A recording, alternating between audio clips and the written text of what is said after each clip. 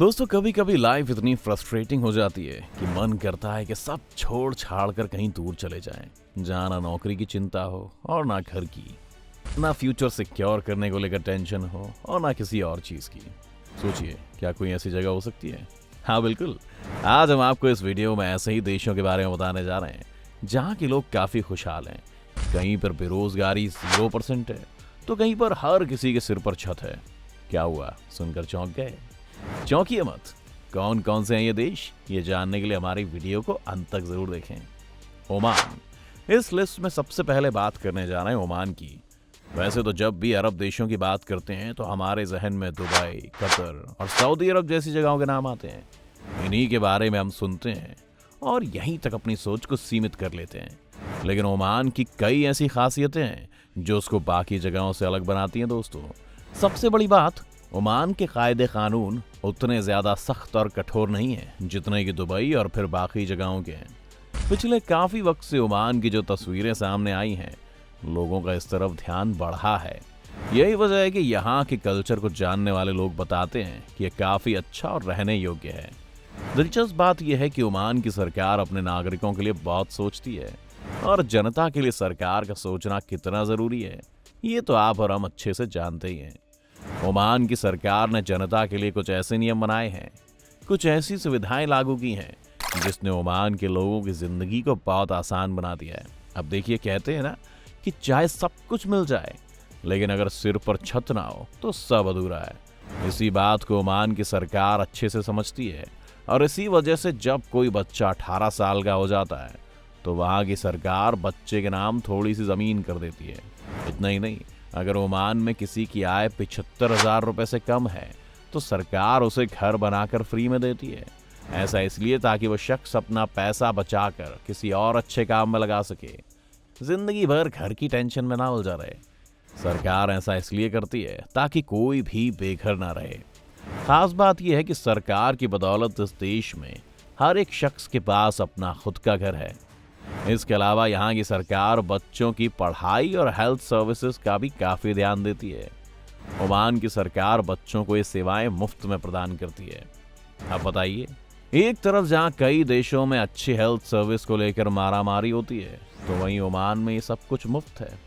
इतना ही नहीं, ओमान में महिलाओं को पुरुषों के बराबर ही समझा जाता है। दोनों को समान अधिकार मिलते हैं, जो इस देश की प्रगति का एक बहुत बड़ा कारण है। ओमान की सबसे बड़ी खासियत यह है कि यहाँ पर आपको अपनी कमाई पर इनकम टैक्स नहीं देना पड़ता। ओमान की इन्हीं खासियतों को देखते हुए वहाँ पर दूसरे देशों से आने वालों का सिलसिला जारी है। लगभग 50% आबादी प्रवासी है, जिसे देखते हुए सरकार ने फैसला लिया है कि ओमान की कंपनियों में 50% लोग वहीं के होने चाहिए। इसके अलावा यहाँ पर अपराध भी काफी कम है। यहाँ पर क्राइम रेट कम होने की वजह से ही लोग इस तरफ आकर्षित होते हैं। जाहिर इस देश को स्वर्ग से कम कहना गलत नहीं होगा। स्विट्जरलैंड, ये तो बात हुई ओमान की। अब आपको लेकर चलते हैं स्विट्जरलैंड, जो न सिर्फ अपनी खूबसूरत वादियों के लिए प्रसिद्ध है, बल्कि कई और अच्छी सुविधाओं के कारण भी लोग यहाँ जाना पसंद करते हैं। स्विट्जरलैंड, जहाँ पर सरकार बहुत अच्छी मेडिकल फैसिलिटीज देती है। इसके अलावा यहाँ पर बहुत अच्छे अच्छे स्कूल और कॉलेजेस हैं। यहाँ पर भी अपराध ना के बराबर है।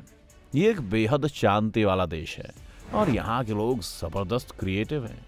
आपको बता दें कि स्विट्जरलैंड 26 राज्यों से मिलकर बना है। इन 26 के 26 प्रदेशों का अपना अलग अलग संविधान है और अलग अलग भाषाएं हैं। स्विट्जरलैंड को सबसे खास और अलग बनाती है वहाँ की चमकदार और साफ सुथरी सड़कें। यहाँ की सड़कें इतनी साफ होती हैं कि आप सारा दिन नंगे पांव भी टहल लीजिए, आपके पैर गंदे नहीं होंगे।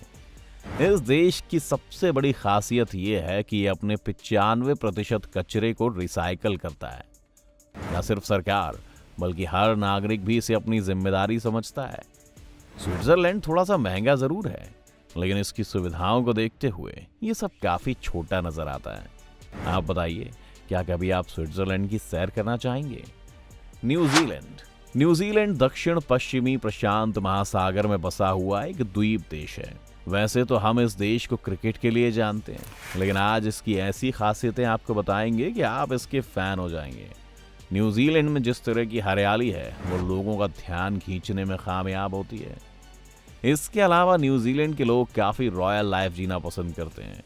न्यूजीलैंड में कपड़े, जूते और रोजमर्रा का सामान ज्यादा महंगा नहीं है, इसीलिए आप कम पैसों में ज्यादा शॉपिंग भी कर सकते हैं। इतना ही नहीं, अगर आप न्यूजीलैंड में बसने का मन बनाते हैं तो आपको उसकी सिटीजनशिप भी जल्दी मिल जाती है।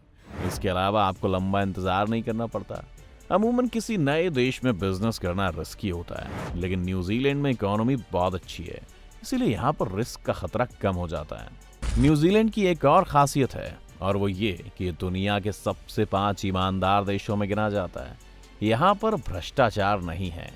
न्यूजीलैंड में ज्यादा भीड़ भाड़ भी नहीं है, इसीलिए यहाँ पर एक अलग ही सुकून का एहसास होता है। यही वजह है कि यहाँ भारी तादाद में भारतीय रहते हैं और न्यूजीलैंड की काफी तारीफ करते हैं। स्वीडन। इस लिस्ट को आगे बढ़ाते हैं और अब बात करते हैं स्वीडन की। स्वीडन की खासियतों के बारे में आपको बताएं उससे पहले आपके लिए ये जानना जरूरी है कि यहाँ के लोगों को अपनी सैलरी से सरकार को टैक्स बहुत देना होता है। ये टैक्स लगभग 30% है, यानी सैलरी जब क्रेडिट होती है तो उसका 30% हिस्सा काट लिया जाता है और सरकार के पास चला जाता है। जाहिर है ये काफी बड़ा अमाउंट है, लेकिन बदले में इस देश के लोगों को मिलती हैं बेहतरीन सुविधाएं, फिर चाहे वो हेल्थ सेक्टर में हो या फिर एजुकेशन सेक्टर में। स्वीडन की सबसे बड़ी खासियत ये है कि दूसरे देशों से कचरा खरीदता है और फिर अपने आप पर लाकर उसे रिसाइकिल करता है। स्वीडन लगभग 99% कचरे को रिसाइकिल करता है, जिससे आप अंदाजा लगा सकते हैं कि यहाँ पर ग्रीनरी और साफ स्वच्छ हवा होने का क्या कारण है। एक और दिलचस्प फैक्ट है, और वो ये कि यहाँ के बुजुर्गों की जिम्मेदारी सरकार उठाती है। यानी अगर कोई बच्चा अपने माँ बाप की जिम्मेदारी उठाने में असमर्थ है तो वो सरकार से अपील कर सकता है। सरकार उन बुजुर्गों की पूरी मदद करती है। ये एक बहुत अच्छा फैक्टर है जिसकी हर कोई तारीफ करता है। स्वीडन सरकार ने कुछ नियम लागू किए हैं जो कर्मचारियों को बहुत फायदा पहुंचाते हैं, लिहाजा दूर दराज के लोग यहाँ आकर काम करने की इच्छा रखते हैं। इसके अलावा स्वीडन में बच्चे के जन्म के बाद माँ बाप दोनों को 480 दिन की पेड लीव दी जाती है। जैसा कि भारत में मैटरनिटी लीव होती है, ऐसे ही स्वीडन में पैटर्निटी लीव दी जाती है। सरकार ये समझती है कि बच्चे को जन्म के बाद माता पिता दोनों की जरूरत होगी। स्वीडन में बच्चों के साथ मारपीट करने पर सख्त मनाही है। अगर ऐसा होता है तो माँ बाप के खिलाफ कार्रवाई हो सकती है। मामला बढ़ने पर माँ बाप को जेल भी जाना पड़ सकता है। स्वीडन इस बात का पूरा ध्यान रखता है कि देश के बच्चे सेफ और सुरक्षित हों, क्योंकि सरकार ये बखूबी समझती है कि देश का भविष्य इन्हीं के कंधों पर टिका हुआ है। देखा आपने, दुनिया के कुछ ऐसे देश हैं जिनके कायदे कानून जनता के हक में भी हैं और हित में भी। तभी तो यहाँ के लोग कहीं जाना पसंद नहीं करते और बाहर के लोग यहीं आकर बसना चाहते हैं। आपको कौन सा देश सबसे ज्यादा पसंद आया और आपको हमारा ये वीडियो कैसा लगा, हमें कमेंट करके जरूर बताएं।